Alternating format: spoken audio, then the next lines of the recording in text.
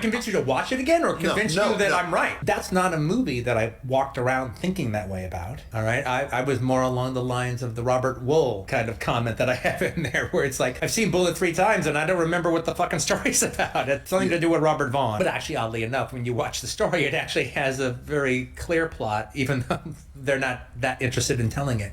Watching it again to write the piece, I was just really, really caught up with it being a movie completely and utterly about the ephemera of the town of San Francisco and the ephemera of Steve McQueen, and the ephemera of this genre, not the story. The story is the least important part, even though it's got a good enough story. That's the thing that they're the least involved in. I like the fact, and there'd be other movies I wouldn't like this fact. I like the fact that Peter Yates is not narratively driven on this film. He is about the sensation. He is about capturing San Francisco, I think, better than San Francisco has ever been captured before on any film. Yeah, okay, without getting into the McQueen aspect of it, like if I was to give an example of what I mean about Bullitt, I would use the Coffee Katana scene, all right, which I described where he takes Jacqueline Bisset to a restaurant. Right. Yeah, and it's just, and the thing about it is I talked to Walter Hill because he was second assistant director on the film, and I go, because in the movie, there's no dialogue. You just, at this scene, you just, he's got a girlfriend, she's hot, it's Jackie Bisset.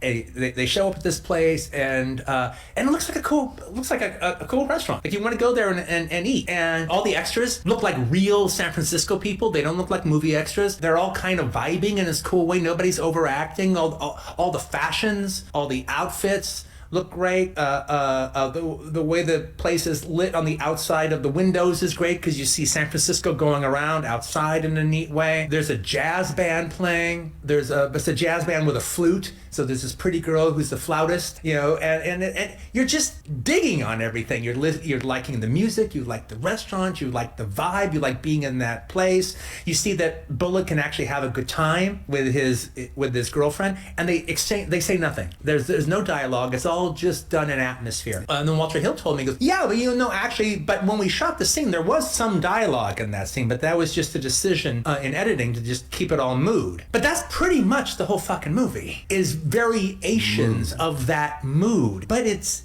a pretty intoxicating mood, and you're never going to see San Francisco captured on location photography like that ever again. It's gone. Because it's just gone. After writing my piece on Bullitt, I kind of clicked into that style of filmmaking that Peter Yates does in Bullitt, which I think I really do think it's one of the best directed movies of that era, as far as just direction. It's not a narrative movie, but just the fact that it almost ignores narrative is what's so cinematic about it.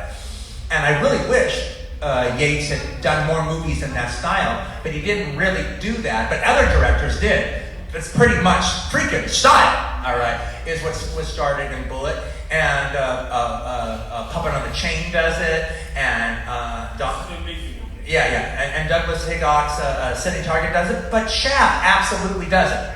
Shaft, there was a lot. In fact, there's a stylistic connection from Bullitt to Shaft. Also just how cool the character looks and the way how cool the actor is who's playing it. But if I'm not even mistaken, I actually think there was actually some original posters. Badder than Bond, cooler than Bullitt, or something like that.